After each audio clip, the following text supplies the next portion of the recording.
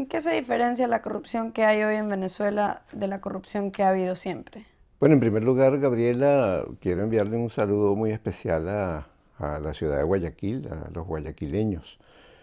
Sobre tu pregunta, te diré que la diferencia fundamental hoy en día es doble. Por un lado, la inmensa cantidad de dinero que hay en el sistema financiero venezolano, nunca antes vista.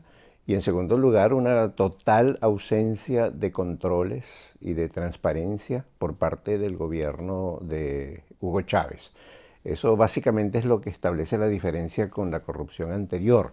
Ahora, aunque los principios de la corrupción son iguales, ahora la intensidad de la corrupción es mayor, es mucho mayor. ¿Cuáles cree usted que son las razones por las que la corrupción ha explotado bajo el gobierno de Hugo Chávez? Bueno, en primer lugar, como te decía, la gran afluencia de dinero petrolero que ha entrado en los últimos años, que ha encontrado un gobierno muy inepto, muy incapaz y además mucho más concentrado en quedarse y mantenerse en el poder político que en administrar bien la riqueza venezolana. Hoy en día hay más miseria, hay más inestabilidad social en Venezuela, increíblemente, a pesar de los 300.000 millones de dólares que han entrado en los últimos 9 años. De manera que eso explica básicamente el gran nivel que ha adquirido la corrupción en Venezuela.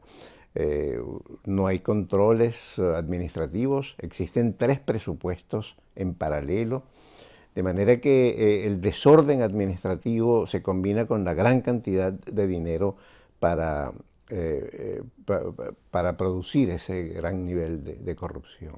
Si pudiera retroceder el tiempo unos 4 o 5 años, ¿qué hubiera podido hacer distinto a la oposición? Si pudiéramos retroceder hace 4 o 5 años, yo lo que haría en esa ocasión sería promover más la unidad entre la oposición. En Venezuela la oposición posiblemente es mayoritaria, pero se continúa siendo muy fragmentada. Y es lo mismo que pasa en otros países.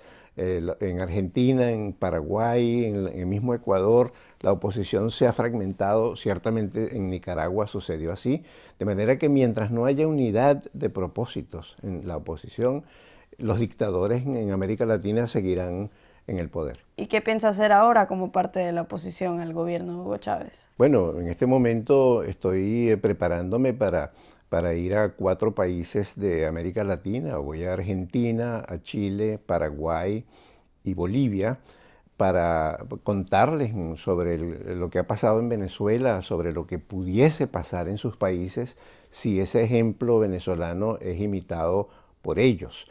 De manera que esa es mi contribución o una de mis contribuciones posibles a evitar que prolifere el ejemplo de Hugo Chávez en América Latina.